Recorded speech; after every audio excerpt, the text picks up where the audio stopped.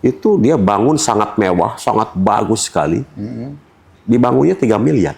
Belum tanahnya. Masya Allah. Jadi kalau kita berikan insentif 6 juta per hari, saya kira baru akan kembali paling cepat 2 tahun. 2 tahun. 2 tahun. SPPG diberhentikan 47 karena menunya Tidak sesuai. kurang sesuai. Dan itu berkat laporan dari seluruh masyarakat yang ada. Jadi saya ucapkan terima kasih kepada semua pihak yang memfoto, memvideokan menu-menu yang diterima setiap hari dari setiap SPPG.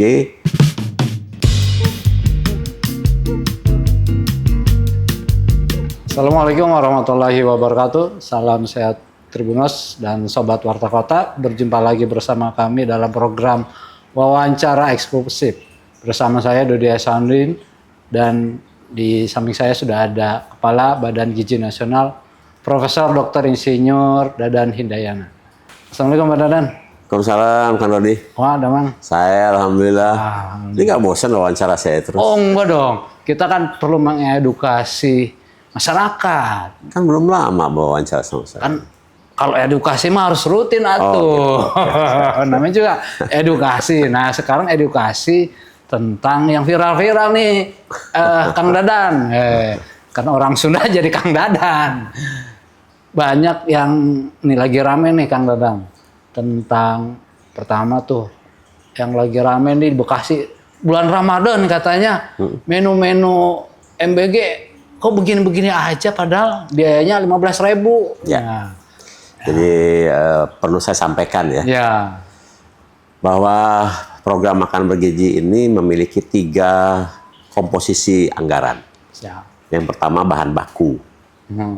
Nah ini bahan bakunya itu untuk anak balita sampai SD kelas 3 itu per porsinya 8.000. Oke. Ya rata-rata. Nah, nanti sangat tergantung juga indeks kemahalan daerah dan referensi harga pasar. Tapi untuk yang rata-rata 8.000. Nah, kemudian yang anak kelas 4 sampai SMA, termasuk juga ibu hamil, ibu nyusui anak balita, ibu hamil, ibu nyusui, itu 10.000. 10.000. Nah, kemudian ada 3.000 untuk operasional dan 2.000 untuk insentif. Jadi untuk menu Ramadan itu memang kan sebagian besar berubah menjadi makanan yang siap santap, yang tahan lama.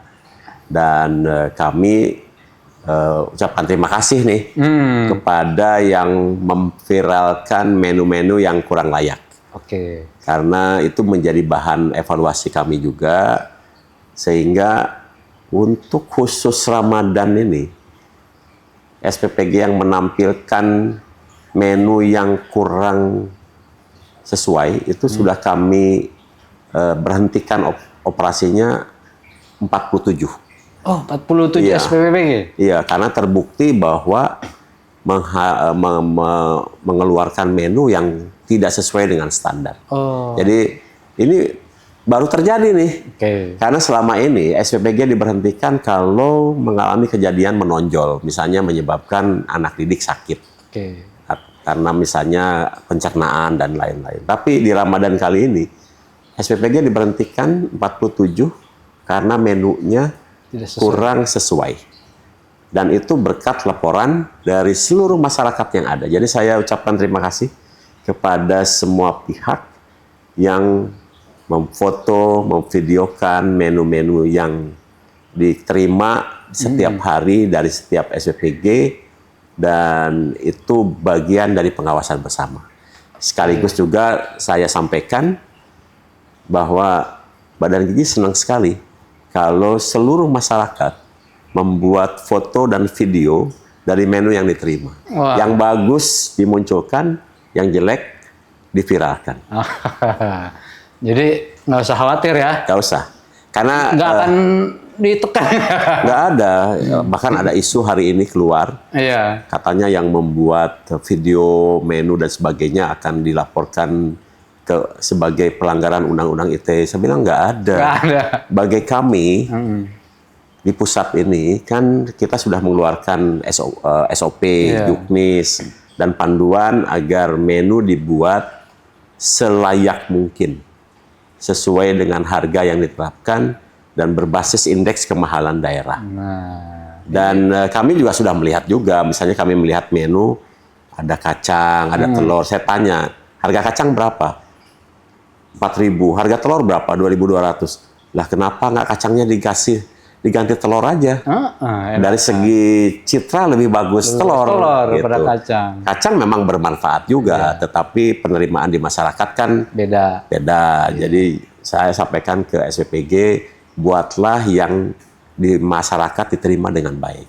Oke. Dan terutama untuk Ramadan ini, terutama nanti juga saat libur, buatlah menu berbasis kearifan lokal. Jadi kalau di setiap daerah ada menu-menu yang biasa digunakan untuk Ramadan, tinggal ditingkatkan angka kecukupan gizinya saja, barangkali juga bisa dipakai untuk program makan bergizi. Misalnya di daerah Bogor, meren, apa namanya? Ada mie glosor. Mie glosor. Nah, selama diproses dengan higienis dan baik dan bisa tahan, saya kira boleh tuh mie glosor itu. Talas Bogor. Talas Bogor.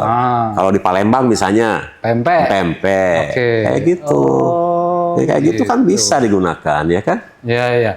Kalau pengganti beras misalnya alternatif bisa nggak? Bisa, misalnya rebusan ubi Ya. atau misalnya pisang rebus kayak di Halmahera. Ya. Kan pisang rebus tuh. Pasti tahan. Gitu. Itu kan boleh digunakan yang gitu-gitu.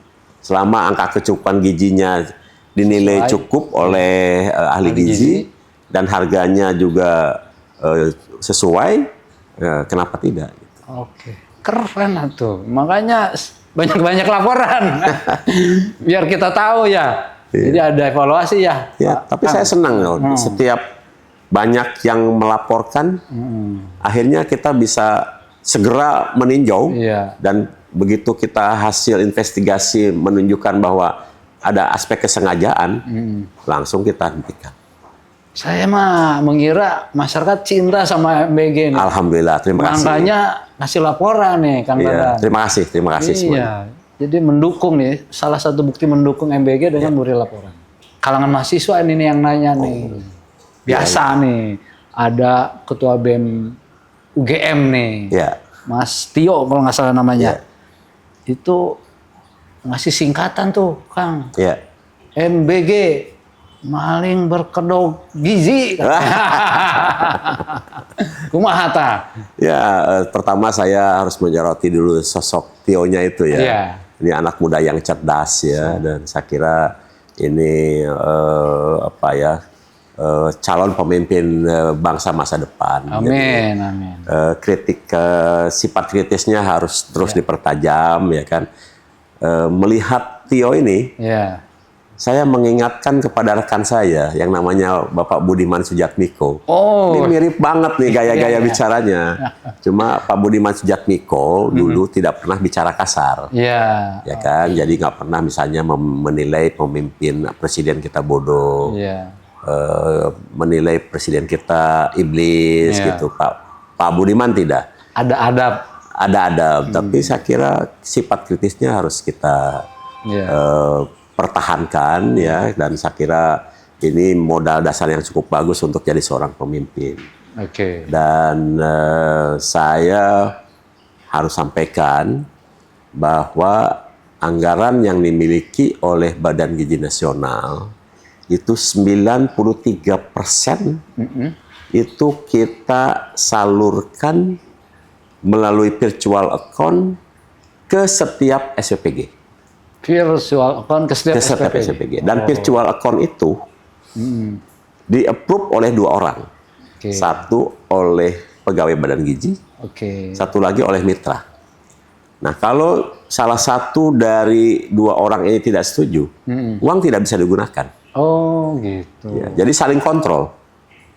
Dan kemudian ketika dia menggunakan anggaran itu, dia harus menggunakan referensi harga pasar.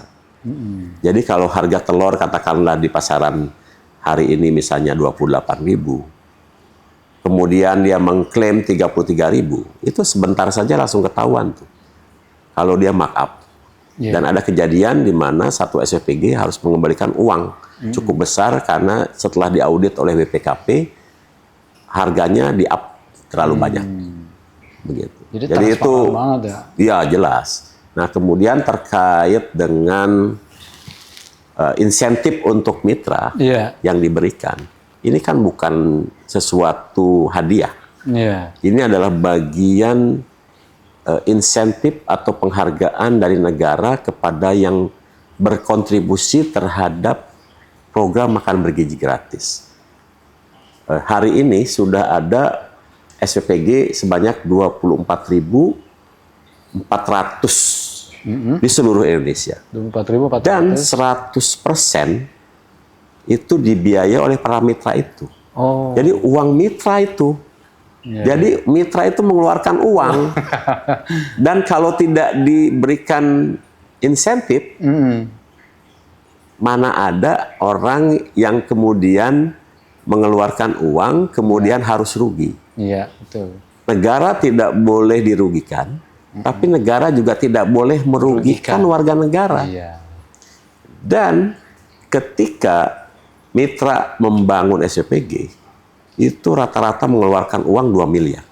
2 miliar. Untuk membangun bangunannya saja dengan mengisi peralatannya. Oke. Belum tanahnya. Oh, itu 2M belum tanahnya? Belum tanah. Contoh misalnya seperti kemarin ada saya lihat Iya. satu SPPG di pesantren Persis di Bandung. Itu dia bangun sangat mewah, sangat bagus sekali. Dibangunnya 3 miliar.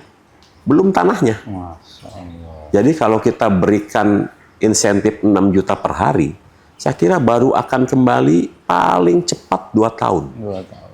2 tahun. Kalau lancar. Iya. Dalam kenyataannya kan banyak Ada catatan juga. mitra ya yang baru selesai nih tidak langsung operasional. Jadi hitungan kita pengalaman nih di 3 bulan pertama mitra itu tidak menikmati apa yang kita berikan karena dia harus memperbaiki, dia harus menanggulangi berbagai hal di awal dulu. Nanti setelah 4 bulan baru tuh 6 juta per hari itu bisa digunakan untuk mengembalikan investasinya. Itu yang pertama. Yang kedua, seluruh resiko Iya.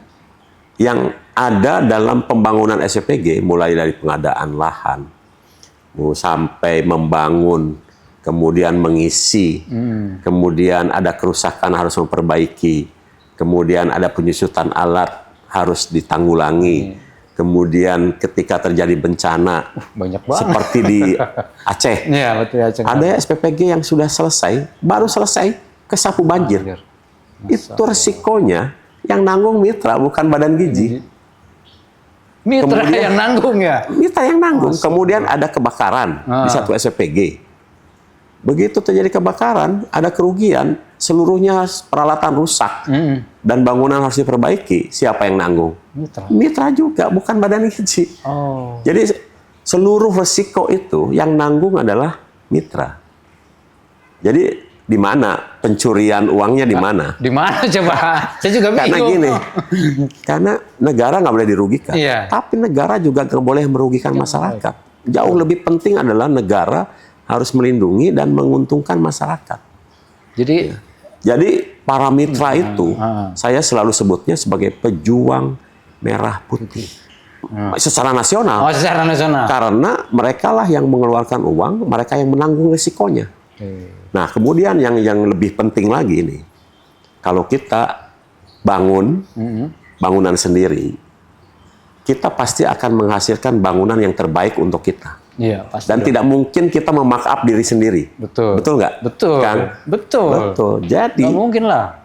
bangunan yang dibangun oleh mitra pasti murni sesuai dengan apa yang dikeluarkan. Iya. Sesuai dengan RAB yang dibuat. RAB dan jauh lebih efisien Iya. dibandingkan kalau itu ditenderkan, Iya. uang negara dan sebagainya. Betul. Ya, itu yang ketiga. Yang keempat yang jauh lebih penting nih Kang. Ketika mitra membangun sendiri, 2 bulan selesai. Betul. Kalau kita bangun pakai uang negara, paling cepat itu 5 bulan.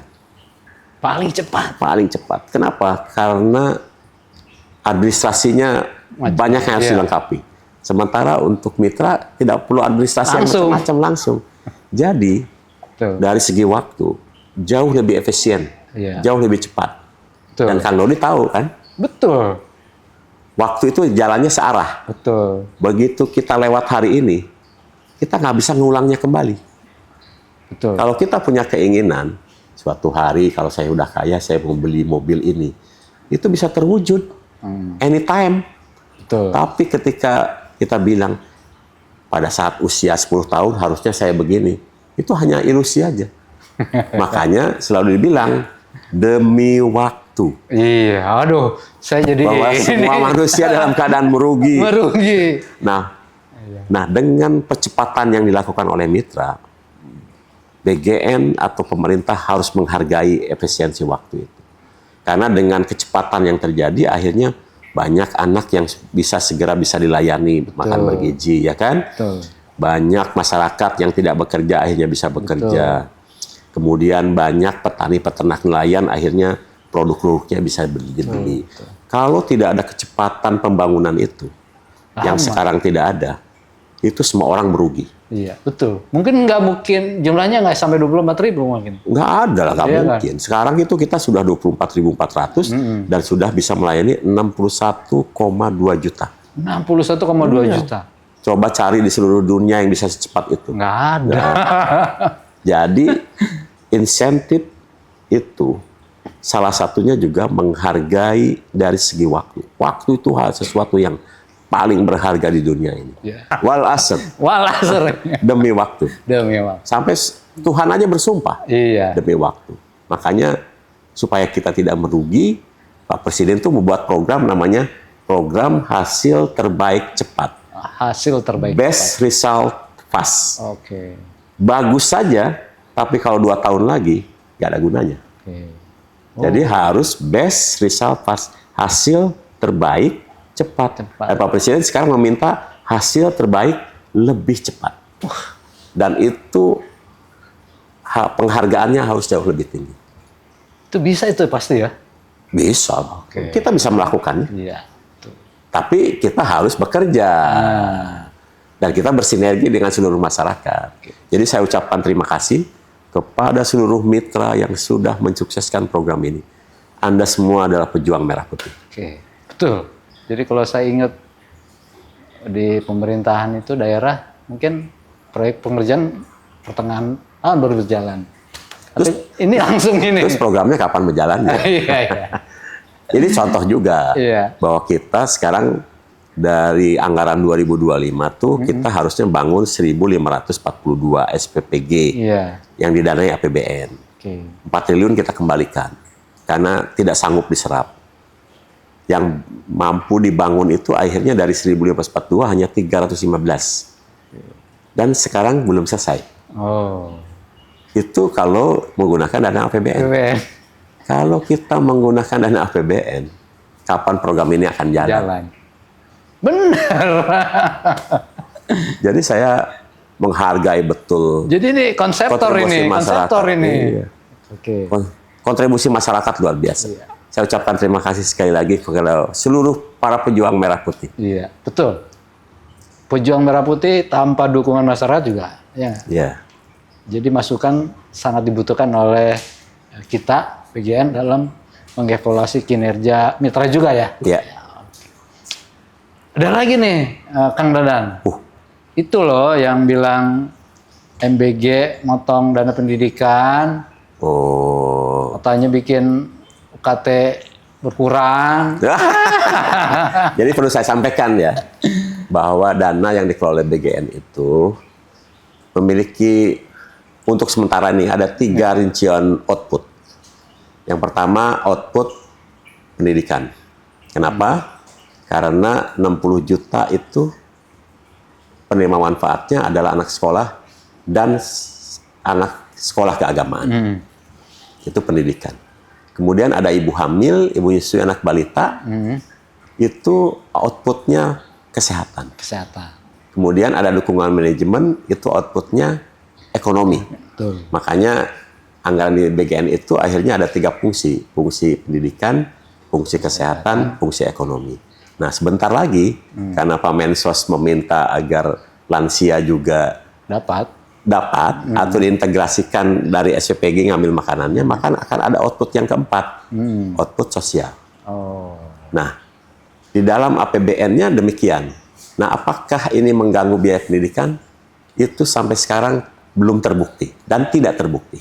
Tidak terbukti. Karena anggaran pendidikan Kementerian Pendidikan Dasar Menengah naik dari tahun ke tahun, tidak berkurang. Oke. Anggaran Kementerian Pendidikan Tinggi, Sains dan Teknologi naik, Naik. bukan berkurang. Anggaran Kementerian Kesehatan naik, Naik. tidak berkurang. Tidak berkurang. Kemudian dana pendidikan juga ada transfer daerah Iya. dari pusat ke daerah untuk gaji dan tunjangan guru, Naik. naik Iya. 10%. Oke.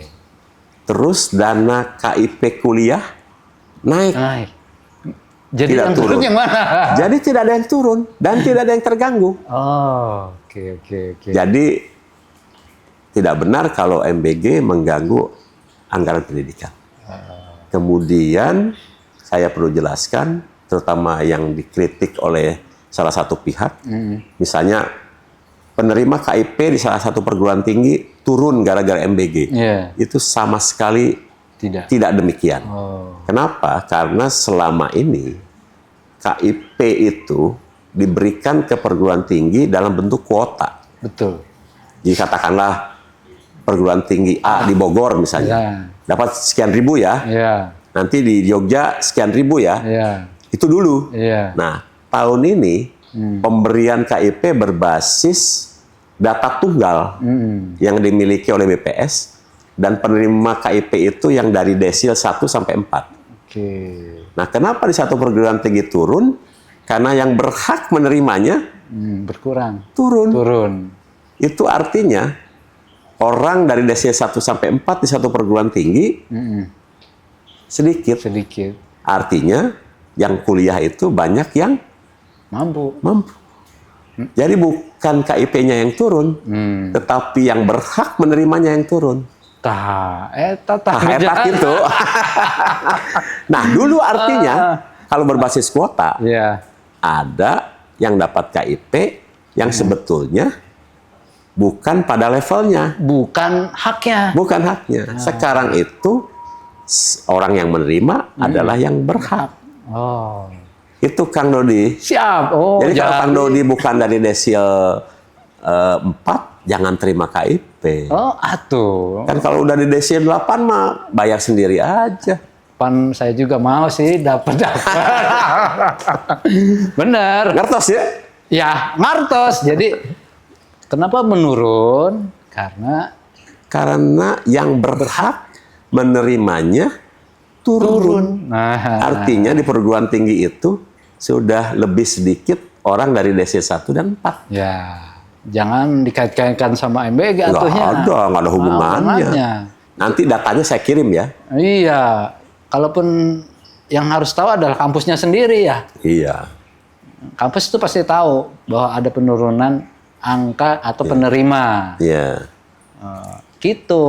Jadi itu lah penjelasannya. Ayo deh Kang. Seueur pisan. Iya. Itu tuh Kang yang katanya kok bisa tinggi sih ngikutin Jepang, bener nggak sih? Gini. Jepang itu ketika baru selesai dibom itu, rajanya bertanya, berapa orang guru yang tersisa? Oke. Ya kan? Iya. Itu menunjukkan bahwa pengembangan sumber daya manusia itu penting sekali. Ya. Dan Jepang itu dari dulu sudah memberikan makan gratis. Dan sampai sekarang meskipun sudah maju, tetap diberikan. Karena kenapa? Karena tetap generasi itu harus diberikan makan dengan gizi seimbang. Sekaligus juga untuk menunjukkan bahwa pertumbuhan fisik anak itu tidak hanya tergantung dari potensi genetik, tapi juga dari kualitas makanan yang diberikan. Dan Jepang itu sudah melakukan evaluasi nih. tahun 26 rata-rata tinggi badannya orang Jepang itu 159,5. 159,5. Makanya tentara Jepang yang datang ke Indonesia pendek-pendek. Iya. 2024 diukur lagi. Tinggi-tinggi. Tinggi badannya sudah rata-rata remajanya itu 170. Oh. Jadi tinggi badan itu juga karena kualitas gizi. Iya, betul. Nah, alhamdulillah saya punya anak ya, 2 ya. Iya. Saya dengan istri kalau dirata-ratakan itu 168 Tingginya. Oke. Nah, anak saya itu 2 itu kalau dirata-ratakan 183. Oh, tinggi amat itu. Iya, jadi saya dalam 20 tahun sudah bisa Investasi. memperbaiki generasi 15 cm. Iya. Lebih tinggi dari Jepang loh. Pemain basket atau? Iya. 20 tahun Nah, ya? dengan program makan bergizi itu, kita ingin, Pak Presiden ingin, selain pinter karena 1000 hari pertama kehidupannya, diintervensi dengan makan berkualitas gizi seimbang, sehingga otaknya berkembang dengan baik, kecerdasannya tinggi, tapi pada saat tumbuh dari usia 8 sampai 18 tahun, juga dipasok dengan makan gizi seimbang, sehingga pertumbuhannya optimal. Oke. Jadi kita ingin juga anaknya cerdas, tapi badannya tinggi, kekar, kuat gitu. Jadi investasi Ya, jangka panjang. jangka panjang. Ya. Jadi bukan hanya genetiknya. Genetik penting, Heeh. tapi juga perlu didukung oleh menu dengan gizi seimbang. Ini artinya genetik eta teh bisa Dioptimalkan. dioptimalkan. Jadi kayak gini lah Kang Dodi. Kang Dodi tahu kan, kalau para petani itu kalau nanam di tanah yang apa? Tanah yang subur. Nah, subur. Subur itu apa? Penuh makanan bergizi. Gizi seimbang. Masa Oh. untuk tanaman aja udah ngerti, masa untuk manusia tidak? Oh, iya. Kalau kita punya potensi genetik, ini katakanlah, ini satu durian yang bagus nih, manis nih. Coba aja tanam di tanah pasir. Iya, mahir. Iya, bukan hanya mungkin bisa hidup, Iya, iya. tapi sengsara, Sengsara. kurus dan tidak berbuah, Iya. pendek lagi. Betul. Jadi memang logikanya begitunya. Ya, leres. Oke. Ada lagi, Kang. Nggak henti-hentinya ini. Iya. Emang MBG itu favorit dah sama masyarakat. Banyak pisan yang ininya. Ini soal TV katanya. TV. MBG TV. MBG TV. Oh, ya. Emang bener itu punya TV? Ya, saya dengar ada program MBG TV. Heeh. Tapi itu nggak ada hubungannya dengan BGN. Oh. Jadi itu sebetulnya inisiatif dari masyarakat umum. Oke. Terutama kalau nggak salah itu dari Jupnas ya. Apa tuh yang seluruh jurnalis lah yang punya kepedulian terhadap edukasi. Oke. Jadi mereka rupanya punya inisiatif untuk membangun satu program, mengumpulkan video-video yang tercecer, yang diproduksi untuk menjadi edukasi kepada masyarakat. Oh, gitu. Dan itu tidak ada hubungannya dengan BGN, ya tidak ada terstruktur bahwa itu kita yang minta, kita yang dorong. Sejauh ini ikatan kerjasama pun belum ada. Oh, oke. Jadi eta mah cuma teman-teman jurnalis berinisiatif ya. Ya. Jadi bukan TV, beda tuh. Kebetulan pada saat launching diumumkan itu sedang habis audensi dengan Wakil Kepala Badan Gizi Nasional. Oh, gitu ceritanya. Iya, jadi memang kalau kemudian datang ke BGN segera saja langsung terkenal gitu. Jadi triknya bagus juga, saya salut juga sama Jupnas itu. Ya. Artinya dia dengan mudah mendapat popularitas. Iya. Harusnya kita yang dibayar tuh. Tentang penolakan MBG, cina. Ya. Kumaha eta teh? Gini ya, program makan bergizi ini ditujukan untuk intervensi pemenuhan gizi kepada seluruh anak Indonesia. Dan ini merupakan hak anak Indonesia untuk mendapatkan menu dengan gizi seimbang. Iya. Nah, kenapa kita harus lakukan? Karena kita tahu bahwa banyak anak lahir dari keluarga yang pendidikannya hanya 9 tahun. Bahkan Jawa Barat itu mayoritas lulusan SD. Oh gitu. Iya, orang tuanya. Jawa Tengah karena pendidikannya 8,8. Iya. Jawa Tengah pun hanya lulusan SD juga mayoritas.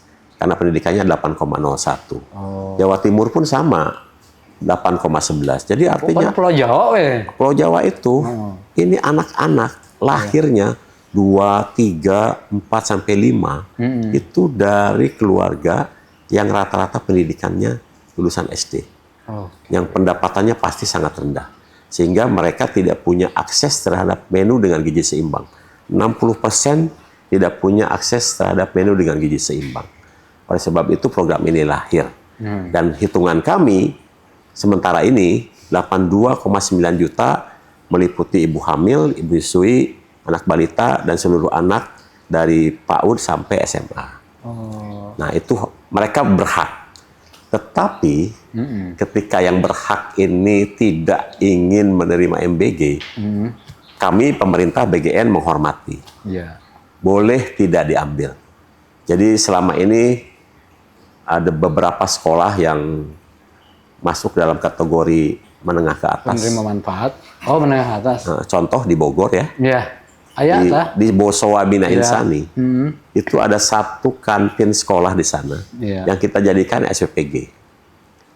Nah, awal-awal yang sekolah di situ mau menerima.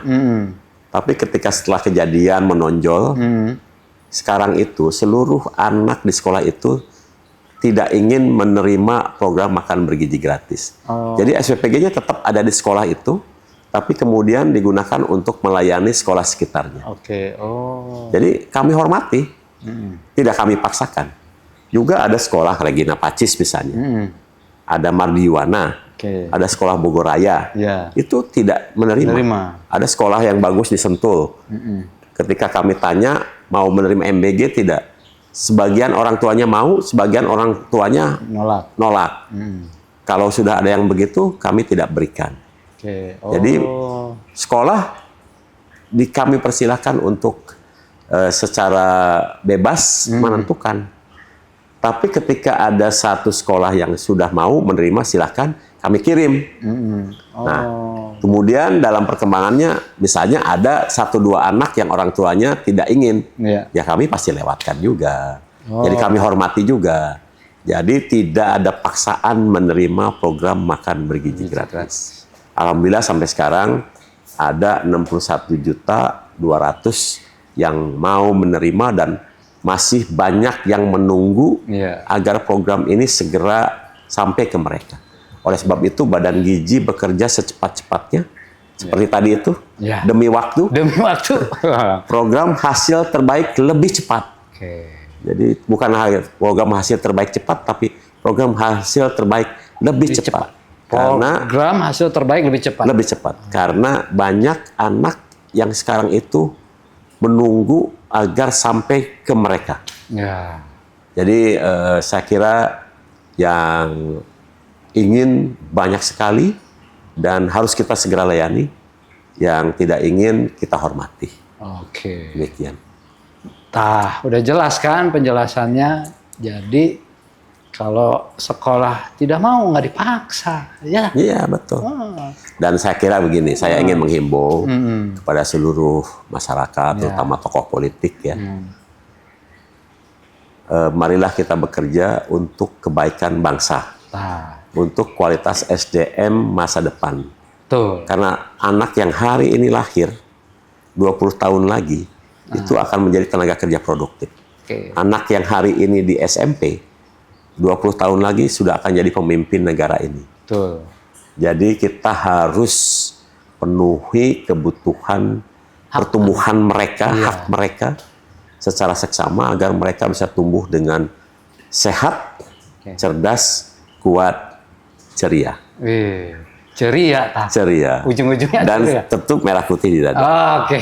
Jadi saya kira masyarakat nanti akan menilai, terutama penerima manfaat akan menilai tokoh mana yang pro mereka, tokoh mana yang tidak peduli pada mereka.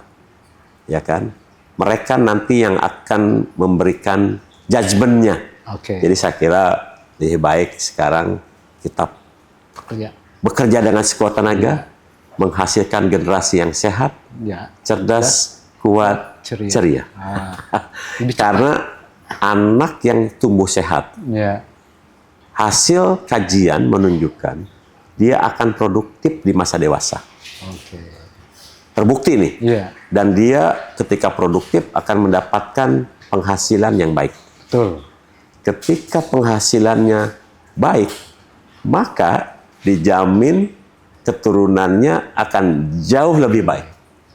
Orang yang berpenghasilan baik dan mapan di masa produktif akan memikirkan dan mengutamakan pendidikan anaknya. Ya. Sehingga ada yang rela mengirimkan anaknya ke luar negeri. Untuk apa? Untuk dapat pendidikan yang baik. Ya. Pasti mengirimkan anaknya minimal ke perguruan tinggi dan selalu ingin perguruan tinggi yang terbaik. Oh, betul. Itu artinya kan jaminan masa depan. Betul. Dan pemerintah sekarang memikirkan itu. Anak-anak yang tidak punya akses terhadap gizi seimbang kita berikan. Anak yang putus sekolah diambil untuk dimasukkan ke sekolah rakyat. Anak yang berprestasi dimasukkan ke sekolah Garuda. Ya. Anak-anak yang berprestasi dimasukkan ke perguruan tinggi terkenal. Karena SDM masa depan penting sekali. Oke. Demikian Sobat Warta Kota, Tribuners, bincang-bincang kita bersama Kepala Badan Gizi Nasional, Profesor Dr. Insinyur Dadan Hindayana. Jangan kemana-mana, tetap bersama kami. Assalamualaikum warahmatullahi wabarakatuh. Waalaikumsalam warahmatullahi Nuhun Kang. Sami-sami Kang Rudi. Download Tribun X sekarang. Menghadirkan lokal menjadi Indonesia.